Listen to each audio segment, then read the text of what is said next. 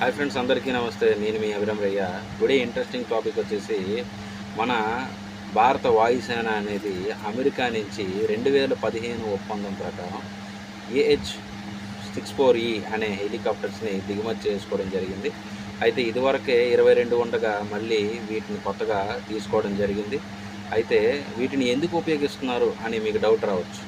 వీటిని ఎందుకు ఉపయోగిస్తారని అంటే బార్డర్లో, మన పాకిస్తాన్ బార్డర్లో శత్రు దేశాలు వాటి తోలుగా టార్గెట్లని కరెక్ట్గా సమర్థవంతంగా ఎదుర్కోవడానికి, వాళ్ళకి టార్గెట్ చేయకముందే చైన్ గన్స్తో మనం ముందుగుండా టార్గెట్ చేసి యుద్ధ భూమిలో గెలుపొందడానికి, అదేవిధంగా వీటి సామర్థ్యం బట్టి వీటిని ఎయిర్ ట్యాంకర్స్ అని కూడా పిలుస్తారు.